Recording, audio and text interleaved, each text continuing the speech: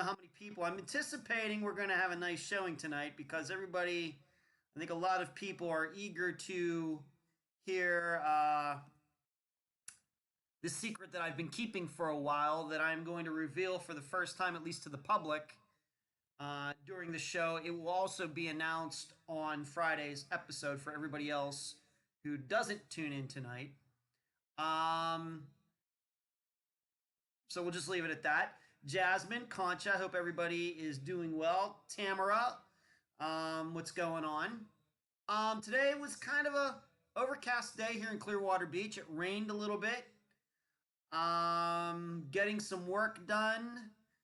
Working with my assistants to try to get a handle on this new audio stuff I have to do, being that Google is making very difficult for me. I'm going to be talking about that tonight. Amanda, Laura, Carrie, what's going on, Carrie? And but I'm doing good. Don't I have a disc golf tournament coming up again this weekend, but this one is in the Tampa area, so I can just drive there and come back on Saturday evening and then go back for the final round. And so I'm looking forward to it. I haven't played this course in quite a while. I'm not even going to go over there and practice. I'm just going to show up and play. We'll see how that works. LaFord, how are you? Donna, it's good to see you. Thank you for all for making time for the live show tonight. I think we've been doing this live show. Wow. We've done quite a few of these now. Is it 3 years? I don't think I started it. Maybe it's 2 years. I think I've been doing this for 2 years. Going back to October, it seems like October 2017 is about when I started the live shows. The time has flown, and it's been a really good time. Cyan, I think that's maybe how you pronounce it. I hope you're doing well. I'm hoping that Cherie will be in here tonight to do a little bit of moderating. I'd like to see her in here at some point. And so we've been doing this for about 2 years. It's crazy. Donna says she got her book. Great to hear it. I'm glad you got it. I'm glad you love it, Donna. Good. You're welcome. Otherwise, what's going on? Not a lot. Just did a conversation with a new person today. A future episode. Hopefully, we'll get it done. And continuing to work on some things. Unfortunately, it seems like an interview that I had planned for the beginning of last week has fallen through. The person has not responding to any calls or anything. Sometimes that happens. I don't know why it happened. But anybody who that happens to is always welcome to contact me again so we can make it happen. Anne and Tanya and Michelle and Sharon, thank you for all tuning in tonight. There she is. There's Cherie. There's the moderator. There she is with her blue wrench. Hello, Susan, Emily, and yeah, we have a few things to talk about tonight. I want you to know, being that now it's not quite, all right, now it's 9 o'clock, so I can officially start. Okay. I have quite a few things to talk about this evening, and I want you to know that if you don't know already, I am going to be revealing who this big secret that I've had for a while of the person who I was going to interview, and then the interview happened on Monday night. I'm going to be talking about that, but I'm not going to get onto all the details and things. I'm just going to let you know how it happened and give you an overall flavor, kind of like a non-spoiler review of a movie type of thing. That's what I'm going to do for tonight. You should know, Paula, what's going on. You should know, though, that my assistants, those people would be Cherie, Emily, Carrie, and Heather, have been given copies of the interview so that they could listen to it for themselves. I wanted their input on their opinions, what they heard, their suspicions, and everything. And so when the interview is finally released to the public, of course, there will be a summation, some commentary afterwards. It won't just be my impressions like you usually get for the regular Friday episodes. This will be more of a consensus from the people who work and assist and volunteer and everything at Unfound. All right, since this is a little bit of a unique situation compared to everything else, it's going to be a little different. EB, what's going on? I see you, EB. I'm not going to leave you out, EB. No way. I'm not going to leave you out. But let's get it. So I will talk about that in a little bit. I'm not going to leave you all hanging. I'm going to talk about that. I'm not going to leave that to like the last thing to leave you all hanging. I can guarantee that I'm going to talk about it in the next 15 minutes. Okay? Let's just do some other things first. Thanks for everybody for Shelly, what's going on? Thanks for everybody tuning in tonight. As you know, I was out of town this past week, and some of you maybe know. I was up in Floral City for a disc golf tournament, and yes, I am still a better podcaster, interviewer, researcher, investigator than I am disc golf player, but I have to tell you, I played pretty well this weekend for having not been practicing very much. I can't really complain with how I played. I played in the advanced division. I did not come in last in the division, which is a step in the right direction, and I am playing against guys who are like half my age. I am, as many of you know, I'm 49. I'm playing against guys who are mostly in their 20s, and that's fine by me. And I had a really good time up there. It was a very positive experience compared to when I went to Orlando and stunk it up. But that area of Florida is beautiful.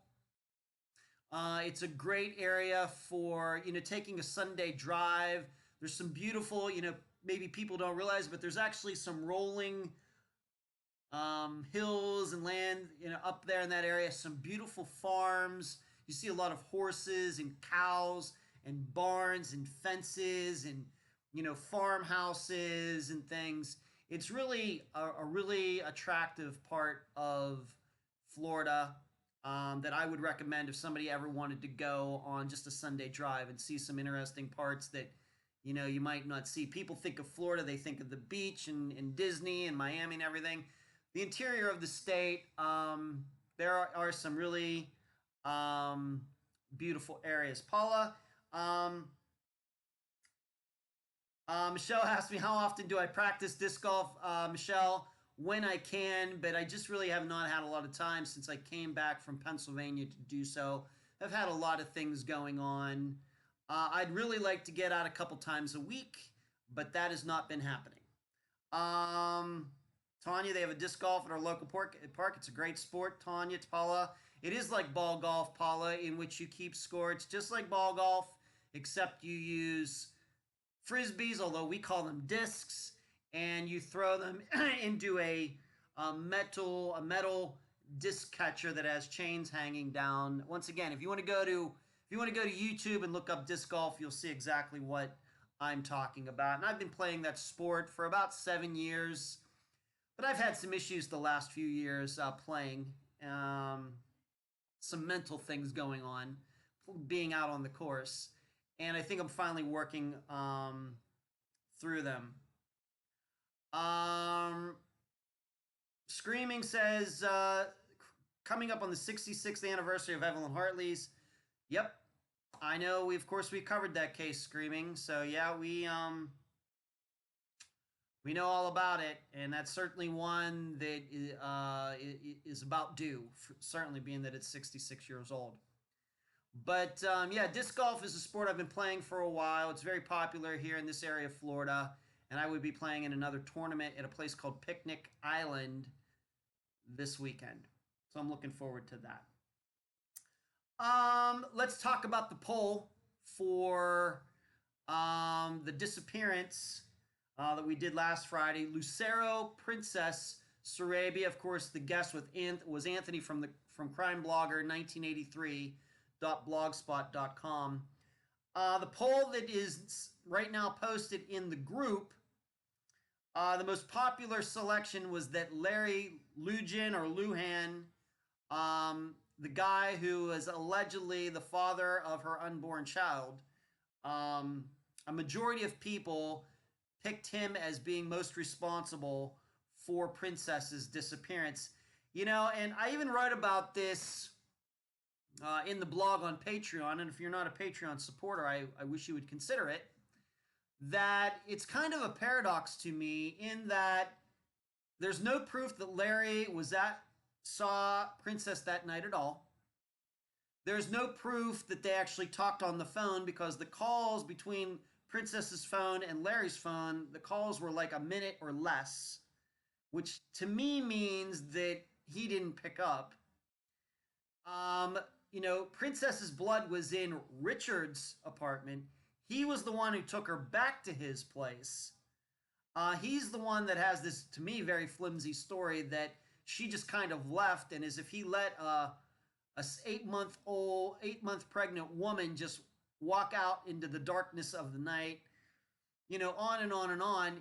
It's interesting to me that Richard has all these things against him, but still the listeners, at least the members in the group, a majority of them believe that Larry is responsible for her disappearance. Of course, if we knew what happened, we could just go solve it right now. But I do find that interesting, that there's nothing to connect Larry to Princess that night, but he's the one they picked. And then there's this other guy who has what I would call a lot of very good circumstantial evidence, and he's not the number one pick. It's interesting to me. I'm sure there's some scientific or psychological reason that a majority picked Larry, maybe because they know that he murdered other people. I'm sure that's a factor. So he's a violent guy. He was married, but seemingly got another woman pregnant. I guess there are reasons that you could think he did it. But being that nobody could put the two of them together that night, it's like I said, it's just a little bit of a paradox. Twinkle says, I'm with you on that. Thank you, Twinkle. Tanya, I felt like that because of the charges he has faced since then. Tanya, I can understand that. I get it. I think that maybe it is just natural for people to hear that a suspect ended up killing other people. Then it's natural to think that this guy killed her too. Makes sense. And you know, if Richard wasn't part of the disappearance, if Princess had left by herself, or you know, some other scenario, I think Larry would be a good pick. But being that Richard has all this stuff against him, it is weird that he wasn't the number one pick. So there you go. Carrie, I still think Richard is the best, but if he didn't do it, he knows what happened. Just my opinion. I can go along with that, Carrie. LaFord says I went with Richard on that one. Okay, so there are people in this group who did pick Richard, but I'm sure most of you, if not all of you, are part of the discussion group that now has 6,000 some people in it, and you can see there where Larry is the number one pick as of today, which probably means it will always be that way. So just kind of a very interesting point that I wanted to bring up. You have all this evidence against this one guy, but a majority picked this other guy over here. Okay. Let's see what I want to do next. Let's talk about what's been going on, being that I had to make that announcement right before last Friday's interview with Anthony. Here's what has gone on. This happened the next morning.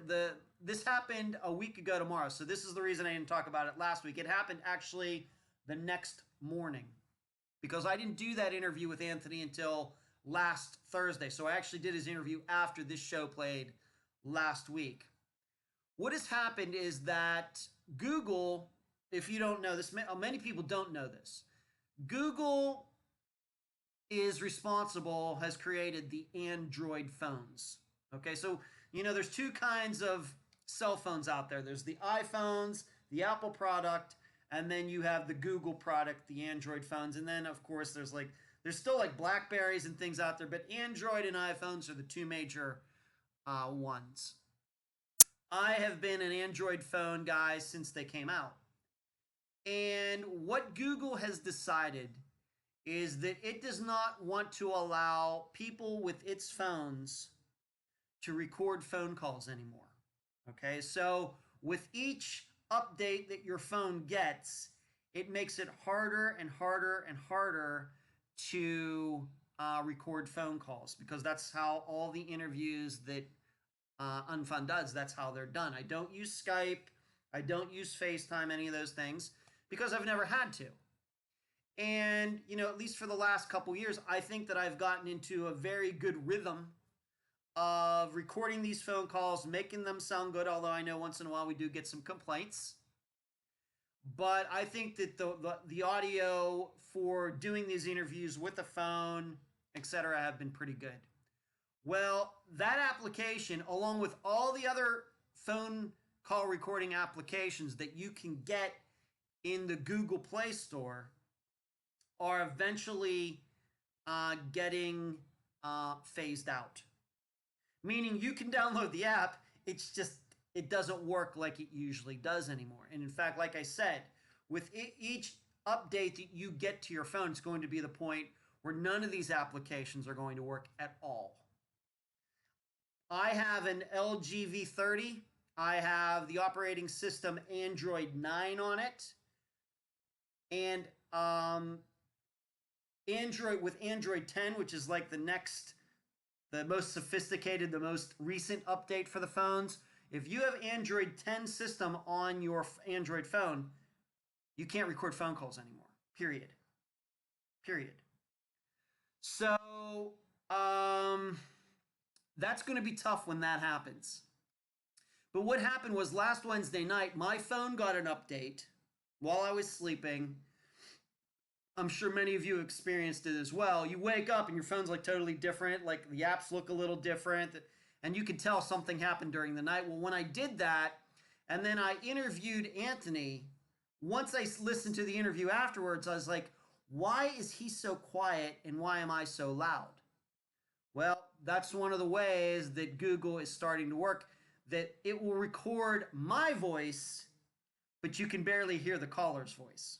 So I've really had to mess with the audio issues, and that's why Anthony's interview last Friday did not sound like all the other ones that you've heard in the last few years. And so I've had to fiddle with it since last Thursday. As you know, I think already that this Friday is going to be the disappearance of Brandy Myers. I did that interview last night. Once again, I'm having to fiddle with the audios to really, really boost her sister Kristen's audio up and then bring mine way down. Something that I did not have to do as much before all of this stuff started to happen a week ago. So Susan says, I thought it sounded fine. Well, thank you, Susan. I appreciate that, but I can certainly tell the difference. Media says, Ed, I enjoyed your podcast on the Dorian and Myers case. Media guy, thank you very much. I appreciate that. Twinkle says, well, good grief, what are we old folks going to do? Regarding recording phone calls, I don't know, Twinkle. Tanya asks, I wonder what made Google make that decision. Well, there's a lot of theories on that. And I really don't. It eventually leads to politics, and I just want to stay away from that. I will just say that it's making doing interviews a little tougher. And I have to tell you that, depending on how Friday's episode sounds with Kristen, I may have to go to a totally different system to interview people. And it may take me, I'm not scaring anybody or anything. I mean, I'll get it done one way or the other.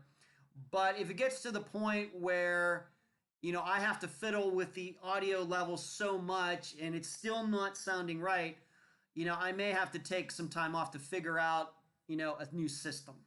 I'm just telling you that. It's no use playing interviews that don't sound right, that people can't listen to it in their car on their headphones, etc., with me messing around with the levels, um, I have to keep that in mind. These interviews are useless if everybody can't listen to them. And I realize that people listen to them under different circumstances, different places, different audio devices. And I have to try to get it to a point where that file works for everybody, or at least most people. So we just don't know. I just don't know. But it was something that I didn't see coming, something that I could have never predicted. But myself and, like I said, my assistants, we were working on it today, and I'm sure we'll figure out something. It's just going to take a little while, I think. Quinkle says, may well get a flip phone. Well, that's true, but you can't record phone calls on them either because they don't have the technology. That's the thing. Thank you, Tanya. Yeah. Rock's wise response. Thank you, Rock. I know what you're talking about. Like I said, it's just something that I'm going to have to deal with. There's nothing that anybody can do. And in fact, I already know there are probably people out there with very, very, very new Android phones that they can't record at all.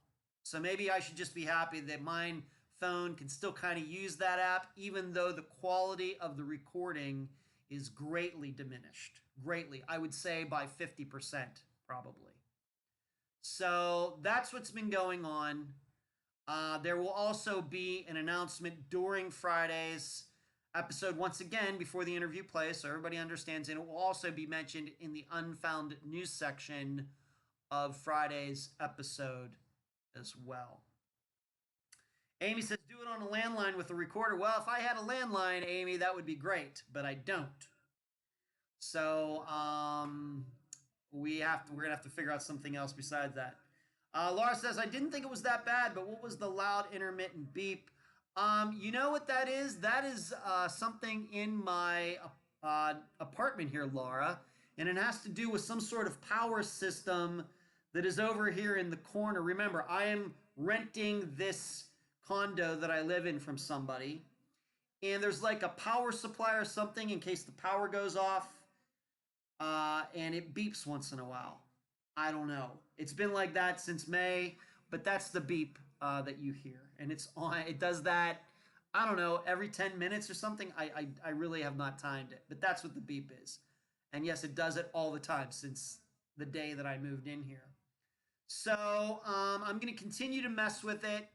Luckily, with 3 years of doing audio, I'm pretty skilled at trying to mess around with this stuff and everything. But this is challenging me right now. So there you go. Jessica says that beeping is because it needs a battery. That may be, Jessica. I don't. That may be the case. So I just wanted to let you all know this is the phone I use. It is a LG V30, and I love it. It's not the phone's fault. It's the operating system fault. And what are you going to do? And even if I had a different company like Verizon, I have T-Mobile. If I had Verizon or something, it wouldn't matter. It all has to do with the Android phones and the number of the operating system that you have on your phone. So, okay. All right, let's talk about the secret interview that is now going to be made public. Now, I just want you to know how this all happened. Maybe a couple weeks ago, I'm going to say now, I got an email out of nowhere from a guy. Maybe buy an older phone and keep it just for interviewing purposes. Leslie, I might consider that. That I think everything is on the table at this point. So, and I see that I froze up here a little bit. What happened was a few weeks ago, I got an email from a guy, and he introduced himself, and his name was Steve Pankey, Pankey. And really did not know about him, but he explained who he is. He is a person of interest in the disappearance and murder of Janelle Matthews. She disappeared from Greeley, Colorado on December 20th, 1984. So this is a case that's 35 years old. And she had been missing, but then this past summer in July, her remains were found 18 miles away from Greeley in a field. I think it was south, I think south of Greeley, 18 miles outside of Greeley, Colorado. The way that she was found was there was an oil company, with all the oil and fracking and every oil drilling that's going on in the United States these days. There was a company that was laying gas line, natural gas line or something like that, and they came across her remains that were buried in this field. And through DNA, she was identified. And like I said, I think that this was kind of a national story when it happened in July. Well, like I said, a few weeks ago, Steve Pankey emailed me, and he knew about Unfound. Somehow he found out about it, and he wanted me to interview him because he is a person of interest. Now, what does that mean?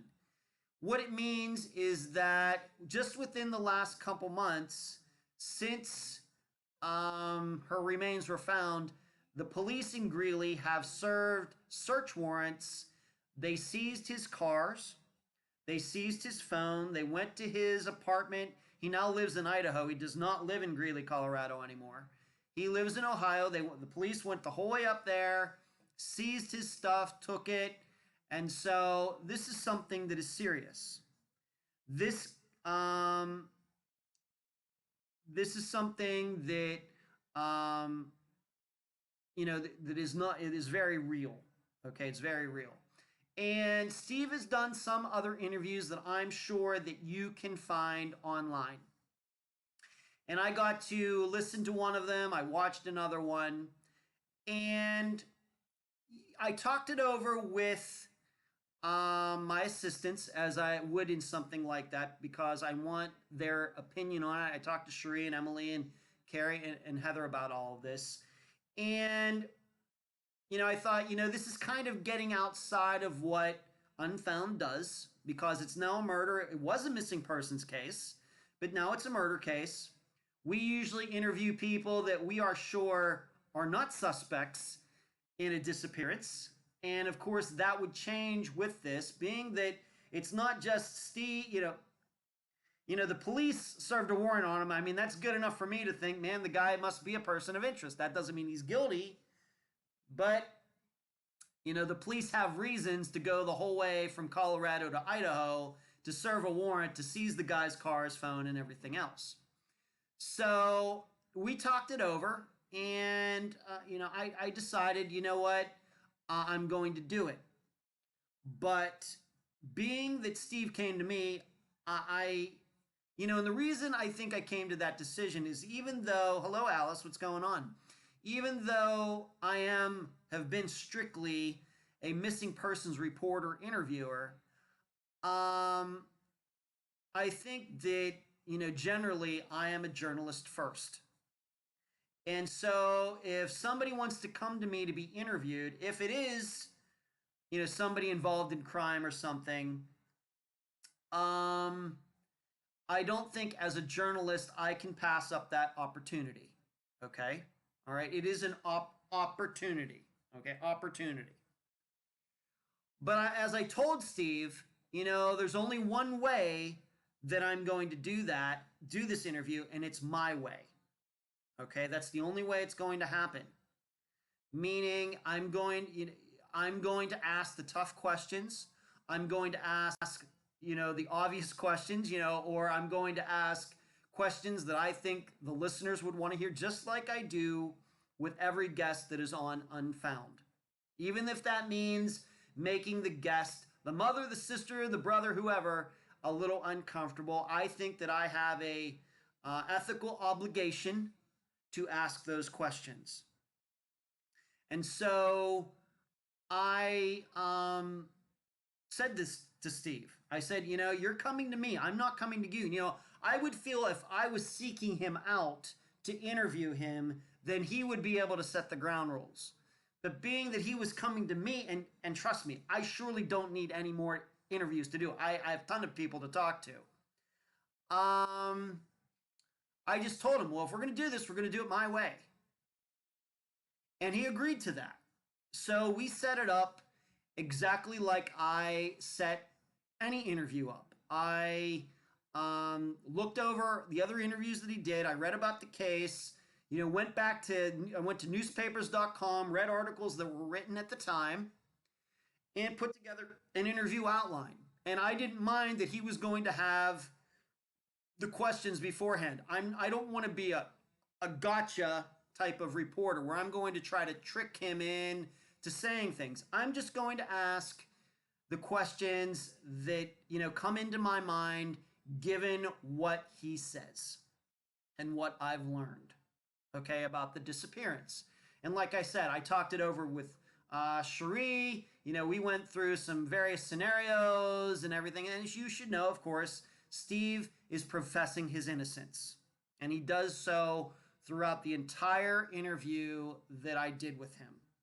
Okay, that I'm not spoiling that. There was no, it wasn't like he had a breakdown moment and said, yes, I did it. It was nothing like that. Okay. But I did ask him what I thought were good questions. I did challenge him on some things, as you will hear. But I will tell you this, he did not avoid any question. Now, it's up to you to determine whether he's telling the truth or not, but he did not avoid any question. He did not try to talk around any question. He did not say, you know what, I'm not going to answer that. Okay, he didn't do that. He didn't say, well, no, that my lawyer told me that I can't answer that. He answered every question that I asked him. Once again, though, is it the truth? That's up for you to decide. But it went well. Now, you should know, the interview was 3 hours and 35 minutes long. So I think that's a factor of we had a lot of ground to cover. Steve is a fairly slow talker. I think that's part of it. And we did dwell on some points for a while that I thought were important. Like I said, we had a lot. This is him telling what went on at the time, where he was, what he did, what he saw, the conversations that he had. Coming right up, to the present day. And my perception is that Steve wanted to be as precise as possible. Okay, that's my perception. He may have been totally lying. I don't know how, would prove that. All I know is I asked the questions that I thought, that I thought were relevant to the disappearance. Things that didn't quite make sense to me. Can he explain them? And it'll be up to you to determine whether what he is saying makes sense or not. Twinkle says, but you can't pass up the opportunity. It's great that he knew of your podcast. Yeah, he did. Hello, Shanna. What's up? Tanya, that's odd. What are the chances he has the same vehicle and cell phones in 1984? Tanya, I have to admit, I think that's weird too, but yeah, and he said that his vehicles are like 2019 Subarus or something. So, but they had a warrant to get everything, and that's, I guess, what they did. And like I said, I don't want to give too much away because I really believe that you need to hear what he has to say in the context of the interview. Okay, I think that's important. He and I got along very well, even though I did press him on some things. I think that we parted the interview in a cordial manner. I don't think that I kissed his ass. I think that, things that didn't make sense to me, I followed up on them and wanted him to explain it a little more. I will admit that already, given I know that Cherie, Emily, Carrie, and Heather have listened to the interview, there are things that they didn't quite understand regarding, some of the things he said, but that doesn't necessarily mean that he's lying. Okay? But once again, it'll be up to you. And I think probably what it would be a good thing for you to do is, before this episode comes out, I don't know when it's going to come out because I'm going to at least try to contact some of the people that he mentioned in the interview to give them an opportunity to respond to what he said. And then I can have a really, really, really complete episode regarding the disappearance and murder of Janelle Matthews. But I don't know when it's going to come out. But like I said, in preparation, I think you should read up on her case. I think that you should find the interviews that he's done elsewhere. There's, like I said, I think there's one, it's just audio maybe. I don't think it's a podcast. It might have been just local news or something. But then he did a video interview for like almost 2 hours. But as some people have seen it already, the reporter does not keep a tight reins on him because he does like to go off on some tangents. I'd like to say that he does not do that in this interview. Like I said, he's a slow talker. And we probably did dwell on some points that were not totally relevant to Janelle's disappearance, but I don't think it could have been too much shorter than 3 hours and 35 minutes, given everything that we had to cover. And there's no word salads. I didn't let him go on for like 10 or 15 minutes just talking about nothing, because that was the impression that some people had in the one interview that he did. I think that we, as well as we could, stuck to, him, why he is a suspect or a person of interest, where he was on December 20th, 1984, and everything that transpired since then. Okay, and that was the standard that I told him I was going to stick to before we started the interview, and I have to admit that he kept his word. Okay, no matter what you may think of him after the interview, I want you to know that Steve Pankey kept his word. And answering the questions and just kind of going with the flow of the interview. Okay, once again, I don't know if he's telling the truth or not. He may be totally lying. But I think that we covered enough material, as much as anybody has, regarding him and this case for you to get a very, very good handle on, what you think of him, what you think of the disappearance, what you think of the murder, and anything else regarding that case. I think after you listen to this interview, I think that you'll have a good handle on it and be able to make some good, come to some, solid conclusions for yourself, even though in the end it would still be an opinion. Stephanie says, watching from Clemson, South Carolina. Hello, Stephanie. Kimberly, sounds like he's a brave man. Oh, hey, from the city of champions, Pittsburgh. Twinkle, guess the police started with the basics. I guess, Twinkle. Pig says, my mom Shanna loves you. Well, that's nice. I don't mind being loved. Karen, will you be putting up a poll regarding this interview? I will, eventually when it comes out, yes. Tamara, 3 hours is not a long time when you're being thorough. Can't wait to listen.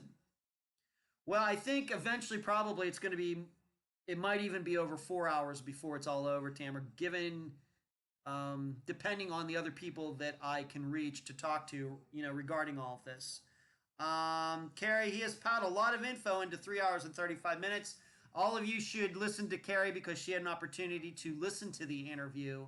So, she is one of my assistants, and one of the bonuses, I guess, of being an assistant on Unfound is you get to hear these things before they came out. But once again, the reason I did that in this case is because I do want my assistants' opinions and insights, and there may be things that I missed during the interview, things that I didn't hear that they do hear. Rock says law enforcement aren't always right and moral. Most probably are, but not all. That's why I like hearing all sides. Well, you're going to get to hear a person of interest side this time, Rock. LaFord says, I saw one local news interview, right? He had a red shirt on. That's right. That's kind of what some people have termed the word salad interview. Kimberly, haha, it's Boston. The city of champions is Pittsburgh, Kimberly. Indy, will it be a 2-part episode? No. Whether it's 4 hours or 5 hours or whatever it is, it will just be one long, huge episode. And I don't even think that it will be a Friday episode. When I'm done with it, when I think it's completed, it's just going to be released, whether it's a Sunday or a Tuesday. If it happens to be a Friday, then I guess we'll have 2 episodes that day. But when it's done, it will just automatically be released. I will not hold it to the next Friday or anything, because once again, it's a little bit different than everything else that we do here at Unfound. And I don't want to confuse anybody. That's why it will be its special episode. I think I will do the introduction before the music at the beginning. But I think after that, I will just do a short explanation as to how Steve and I ended up doing this interview. And then it'll just go into the interview. And then there will be, a summation afterwards. There won't be any Unfound news or anything like that. I'll just go right into the interview. I'm not going to go through all the facts of her disappearance and all of these things. I just want to make sure that people understand it's a little bit different from everything else that we do on Unfound. So, Indy, no, I do not anticipate it being a 2-part episode. This is going to be one long episode, and like I said, I'm guessing it's going to be like 4 hours long or something like that. The interview itself, and one of the things you should know, I promised to Steve that the interview would not be edited in any way, and it won't be. So and that's the case for all of Unfound's episodes, that when I do an interview with somebody, the only thing that I take out are the mistakes. Or, we may take a break. I may have to go to the bathroom, those things. But other than that, the interview plays as it was recorded. I do not take out anything for context. I do not switch words around and take this section and put this section at the end and put it at the beginning. I don't do any of that. Okay? And so I made that commitment to Steve that I would treat him like everybody else. And so he got the same treatment that every other guest that has been interviewed for the program, even though I know that he's a person of interest and could be a killer. But I thought that was fair. So you will hear the interview unedited, and it will be 3 hours and 35 minutes long. So it may take you a while. Maybe you'll be going on a long drive or something. You can listen to it. Of course, as I know, many people listen to Unfound in many, many different ways. So that is the announcement. Steve Pankey contacted me a few weeks ago. We had some back and forth emails. He sent me some material that he wanted me to read. And then I eventually set the standards, my expectations for the interview. He agreed to them. We did the interview on Monday night, and it will be released when I think it's good and ready. Okay, that'll give you all some time to bone up on the disappearance and murder of Janelle Matthews. Indy saw this case profiled many, many years ago in 2020. Hope her family finally gets some answers. Well, her remains were found, and we do talk about that and how that happened. And you should know, on top of everything else, Steve, of course, professes his innocence. But not only that, he does have his version of what he believes did happen to Janelle. Okay? And I'm not going to ruin that. You can hear that from him during the interview. I'm not saying I believe him. I'm not saying I don't believe him. But I think it's appropriate that you hear it straight from him. All right, so he's not just saying, I didn't do it, I didn't do it, and I didn't do it. Instead, he has his own theory given what, he knows about the case, him being questioned about it, etc. But like I said, he is professing his innocence, as you will if you're going to listen to other interviews or watch other interviews. He says he was never in that part of town. He has an alibi for when she disappeared. He didn't know the family. He didn't know Janelle. He didn't know. All right. So there you go. But we do, I tried to get even deeper into those points. And like I said, Steve did not avoid any question that I asked him. So there you go. Steve Pankey. If you need to look him up or Google him, it's Steve and then Pankey. Pankey. Now, did he contact other podcasts and do interviews? I have no idea. I don't know. All I know is that, and of course, as you know, most podcasts don't do interviews, but I'm not going to be rushed regarding this. I'm not going to be rushed. He didn't say about doing any other interviews, but if he does, fine by me, but I will not be rushed. I don't think that I need to get it out there. If he did do other interviews with other places and everything, I will release the episode when I think it's complete. And that's the way it always is with anything that we do here at Unfound. We don't do an interview. We don't release an episode or anything until we believe that it's been given its proper research, proper investigation, proper coverage. And we will not release anything a second before that. Leslie says, Twinkle says it's interesting that he has his own theory. Leslie, I'm sure he was a suspect in this case before now.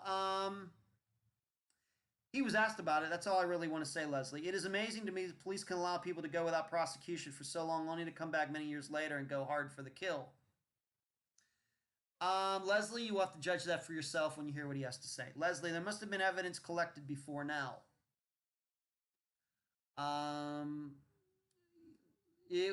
Leslie should probably, like I said, the interview that I did with him is way more complete than anything you're going to hear or read anywhere. Of course, that's usually the case with Unfound.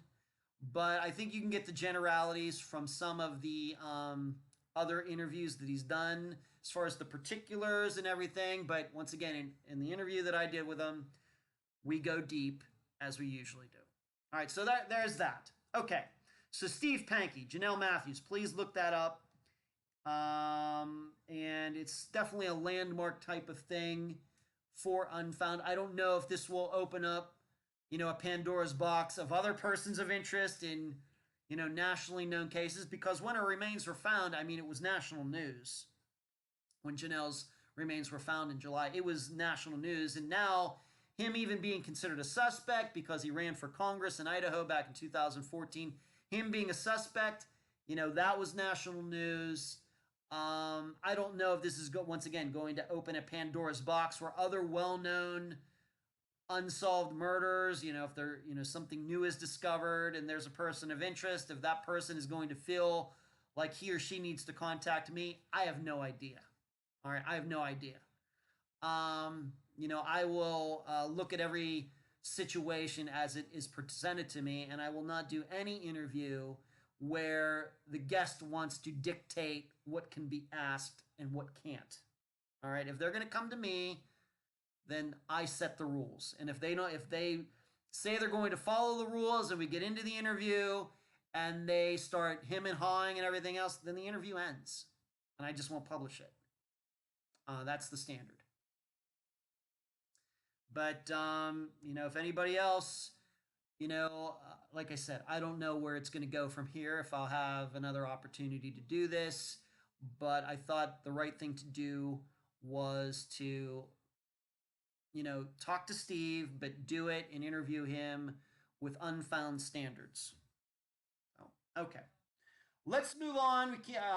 We didn't talk about him last week, But this would usually be probably the hot topic of news on a usual Wednesday night show. But being the Steve Pankey situation, I think that was probably the big news tonight. But we have to talk about this.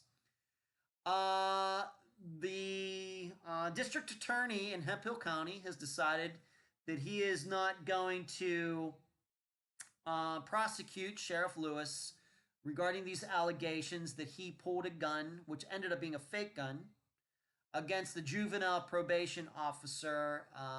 We talked about that, and it became public news a few weeks ago. Um, it sounds to me like there's lack of probable cause and not enough evidence to prosecute. Now, I've heard a lot of things about this. Of course, I've known about this situation for quite a while. And I couldn't talk about it because it was behind the scenes, but I've known about it for quite a while. And I heard story that there was a witness to it. I heard that there was a video, and there was a video of this incident allegedly. And being now that the district attorney has said there's not probable cause to charge Sheriff Lewis with anything, I have my doubts about all. I'm not saying that it didn't happen. What I'm saying is I have doubts there was a witness. I have doubts there was video. And let me see some of these things. Twinkle, perhaps they will find something on his computers that will be helpful regarding Steve Pankey. Maybe, Twinkle. Cyan, hello, I was wondering, when is your next interview? Sorry, I missed this. It's nearly 3 a.m. Well, I don't know when my next interview, but our next episode is this Friday. Always, Fridays. So, what are we to make of all of this? These allegations that have been out, they've been behind the scenes for months and months and months now. And then this comes up a few weeks ago, and then the district attorney says he is not going to pursue any charges against Lewis.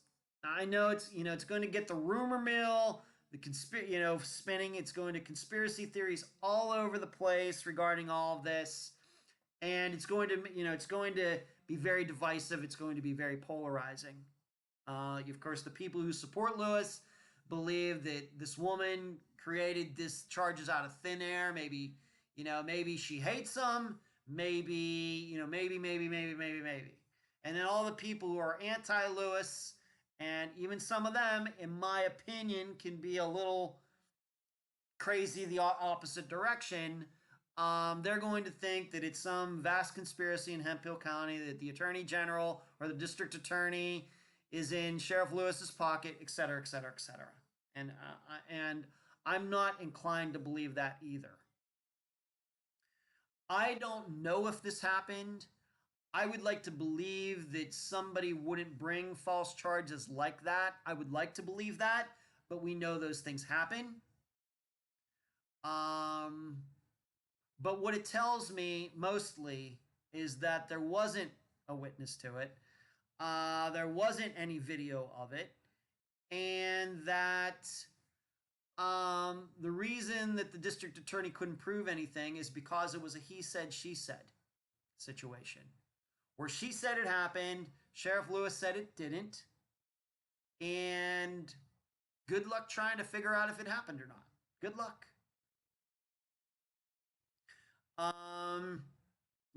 Carrie says, without more evidence, quote unquote, I hope they find more evidence. Well, Carrie, I don't know. If it is a he said, she said, then I don't know where other evidence is going to be.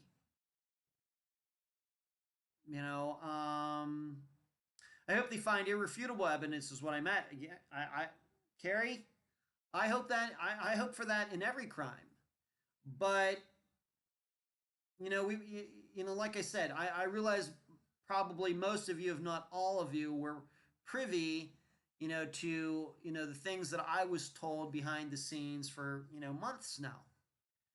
And it turns out that I'm guessing a lot of it wasn't true.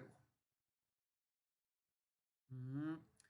Whereas it's funny in that, on the opposite hand, months ago, when I was told by somebody that Pine Gregory was the one who found Tom's remains, I doubted it, and then it ended up being true. So you just never know. you just never know. I think that if I lived in Hemphill County, if I lived in Canadian Texas, if I personally knew more of these people or something like that, then I would have a better handle on what's true and what's not true. I live in Clearwater Beach, Florida. So I get the information as well as I can, but I do understand that I would have a better handle on all this if I understood the culture and everything there. I can admit that. So I don't know what to make of this. I know that uh, people who love Sheriff Lewis are ecstatic about that, and they're rubbing it in the faces of all the people who hate Sheriff Lewis for a variety of reasons, not just Tom Brown's case. And then, of course, people who are anti Lewis, they're thinking that the fix was in.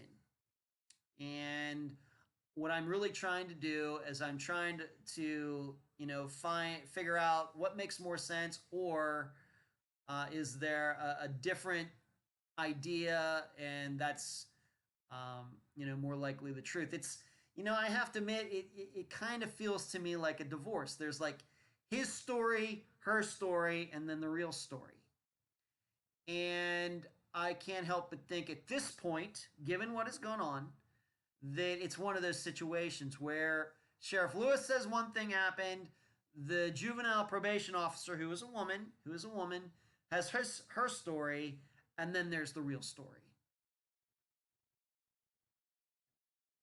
I know that people are going to have predilections, or what is the word, tendencies. They're going to based on everything that's going on, they're going to lean one direction or the other, and they're going to base their opinion on this particular situation on everything else. And I don't know if that's the right thing to do. Science has two sides of the story and the truth. That may be. I think that we have to be open to that, and this is, I think that I have been portrayed as being, anti-Lewis.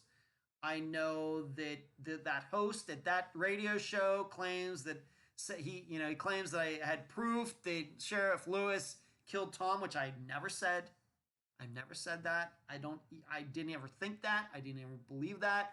I don't have any proof. All I had was proof through the video that he was in his SUV, another deputy was in their SUV, and county vehicles, sheriff's, Hemphill County Sheriff's vehicles, and they were right down the street from where Tom disappeared. That's what I found. Okay. I am not anti or pro anything, except I am anti lies and pro truth. That's all I am. Okay. I just go where the information takes me. And, using also my experience regarding missing persons cases. And so I don't, and on Unfound, what do we say? We don't go after anybody. We don't go after people, quote unquote. Um, we just find what we find and let the people decide for themselves. Do I think that the facts in Tom's case lead in a particular direction? I do. I think they lead toward murder. That's what I think. Leslie says, I feel bad for his mother, Penny. She has been through so much. I hope for her sake evidence surfaced to solve Tom's case. Well, I know. So, that's what it sounds like. Am I mad that he's not going to be charged with it? I'm not mad. I'm not sad. I'm not happy. I'm not gleeful. I'm not anything else. I think what it tells me is that exactly what it says. That the DA looked at the evidence and said, you know what? I don't think I can charge him with anything at this time. That's what I think. That's what I think. So, that's, I think that we just have to watch very carefully once again, there's people out there on both sides who have, axes to grind. And this is, and I even know, and I've talked to my assistants, Carrie, I'm going to say their names again: Carrie, Heather, Emily, and Cherie. Eric, not so much because I don't talk to him as much, but he's still very much part of the team. But he's off doing his own thing right now on an assignment. But we talk about these types of things, behind the scenes, and they have very strong opinions on what happened in Tom's case and everything. But what my job as the leader is to make sure that Unfound doesn't get caught up in all of that stuff, because I realize that there are people out there who would love this program to make mistakes, to say things, to put forward things that aren't true, to discredit the program. Okay, there's no doubt in my mind. People sending me misinformation, disinformation, propaganda on both sides. And that's why I've pretty much stayed away from all of it. Really, all I've been commenting on are official stories that have come out. Okay, that's all I've been doing. Because, as you know, we've had to kick people out of the group. We've had to block people, ban people, getting upset with us on both sides. On the pro Tom side, or the anti Lewis side and the pro Lewis side, we've kicked multiple people out because they just go too far in both directions. And it may not be obvious to the members in there, but trust me, between myself, Heather, and Carrie, who are the other administrators of the group, we surely know all of the comments we've deleted on both sides and all of the people we've blocked on both sides. I think that we've played it pretty fair. The problem is that there's a perception, in the group, there are way more anti-Lewis people than pro-Lewis people. There is. That's just the way it is. And most of them behave. But there is that one or two people that kind of get crazy and get trollish and everything, and we just have no time for that. We have no time for that. As long as the discussions are constructive, people get to stay. When discussions get crazy, then people get put in timeout and get blocked. Hammer says, my daughter has passed questions on regarding Tom's case to someone in Canadian to chase up for. She's studying forensic science. Hopefully it might help. Fishing, it seems so strange. I need to get back and listen to refresh myself. Regarding Tom's case, yeah, that might be worth it, fishing. I don't know. But, I know it's difficult. Everybody wants this case solved. But I do believe that I'm going to continue to say what I've been saying for a while. Too much talking, not enough action. People coming up with theories and pointing fingers and everything. And there's very few, if any, people who are actually going out there and putting time in trying to find out the truth. Whether that exonerates Sheriff Lewis and all these other people or, makes them look more guilty, who knows where it's going to go. But it just doesn't seem to me, a lot of people talking, not many people doing anything. All right. Science says you're fab. Your calmness is lovely. Well, thanks. I'm calm most of the time, Sign, but you should see me when I'm getting my blood taken. I'm not calm. I'm a nervous wreck. Can I ask you what got into true crime? I love listening to you interviewing people. You're very kind. Listen to many people. I do try to I appreciate that, Sign. It was just a variety of things put together. I know I've answered this question a few times in various places. It's just a bunch of things that came together. I've always been interested in missing persons cases. I have an entertainment / public speaking background. I'm fairly decent, with technology, on and on and on. It just came together like that. That's really the only way I can explain it. I think that I am rare in that I came to do this program without even knowing that how popular true crime podcasting was. I had no idea. Zero idea. Zero.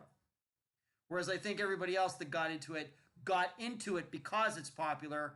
Me, I got into it because I thought it fit well with who I am. And anyone disrespects Penny, they are gone in the group. That is certainly true. We don't put up with any crap of people calling out guests. Anybody who criticized the guest is gone. That's true. Thank you for pointing that out. And that goes for any case, starting way back with Mary Lyle, the first interview I ever did, right up to this Friday with Kristen Thalen that I'm going to talk about here in a couple minutes. Anybody goes after any of the guests, they're gone. Blocked forever. Forever.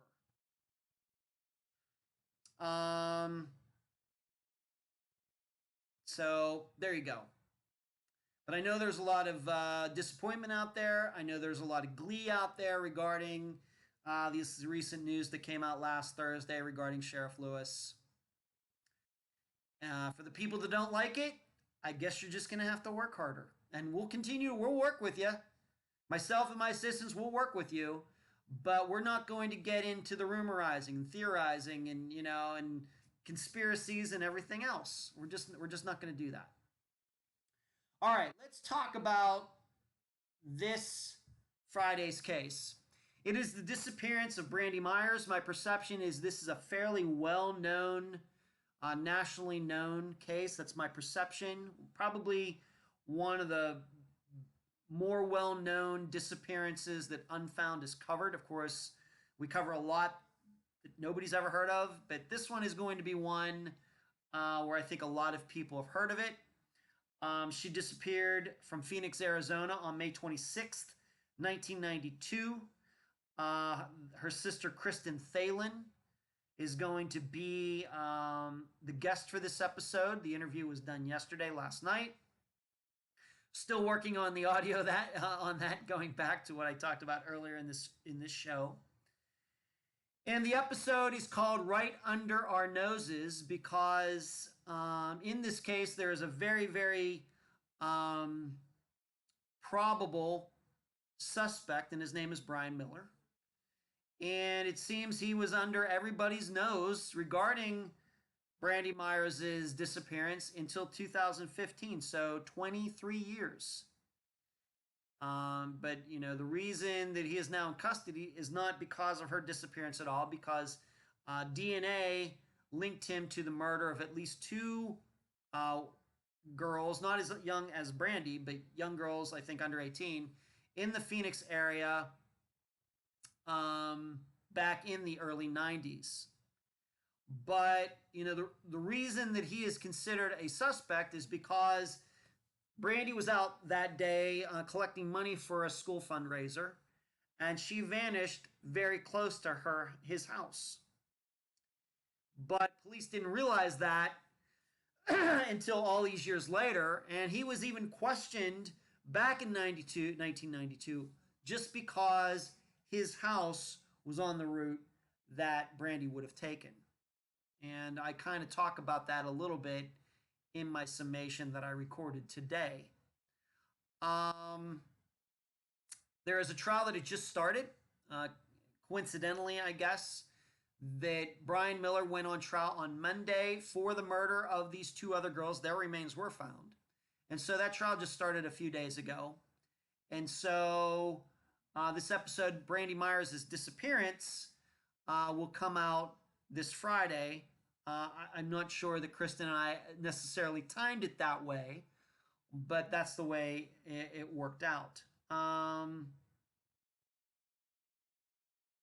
Disrespecters have dinged my... Okay. Leslie, to answer your question, we don't believe so, no. You're talking about Mr. Castletine. We do not believe so, no. And once again, we do not entertain stuff like that. People that start bringing that stuff up, just conjecture and everything else, out. Heather and Carrie are under the orders. People start talking that way, the comments get deleted. If they continue to talk about that, they get booted. Shanna listening while trying to get kids in bed, but I wanted to stop real quick and say thanks so much, Ed, for all you do. Well, thank you, Shanna. You and your team are amazing and much appreciated. Greetings from the Space Coast.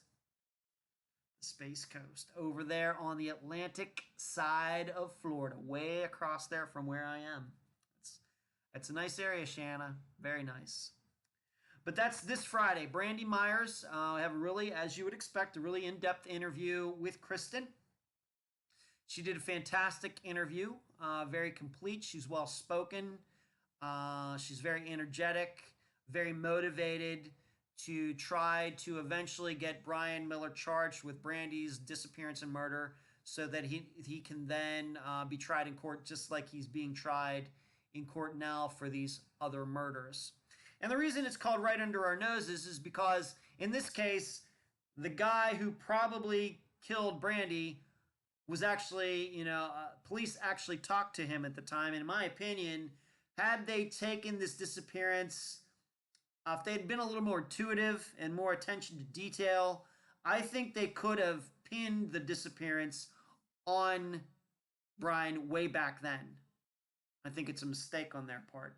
But I also talk about in the theme for the episode how we think we know our next door neighbors and our friends and everyone, but really do we? I'm sure everybody thought, Dennis Rader, they thought they knew Dennis Rader until they found out that he was BTK. They probably thought they knew the guy that lived down the street really well until they found out that he was the original Night Stalker. And that's why this episode is being called Right Under Our Noses. Seeing, gosh, I never heard you being bossy. I should listen more often, so thank you for the... Well, I don't know how bossy I am. I think that my assistants...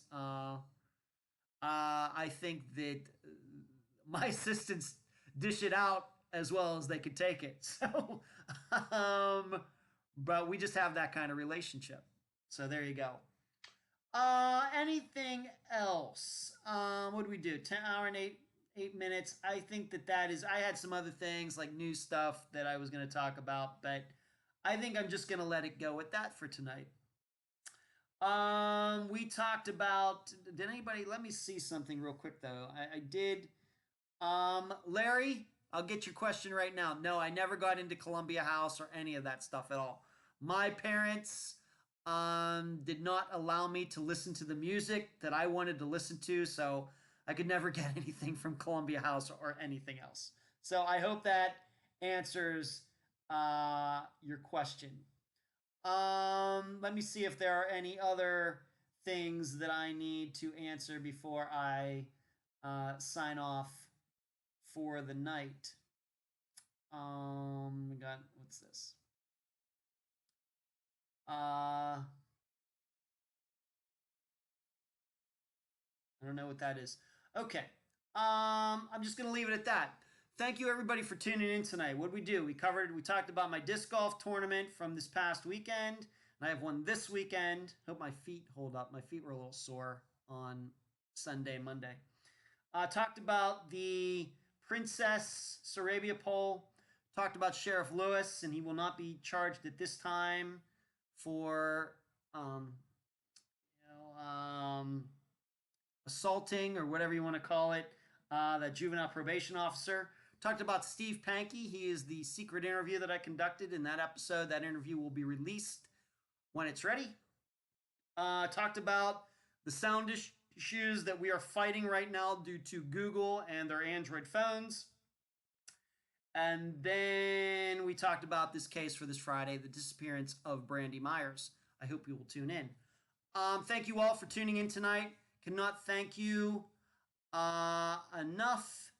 And Carrie says his team keeps him on his toes in return. That is absolutely true, Carrie. And Sheree laughs at that, but it is certainly true.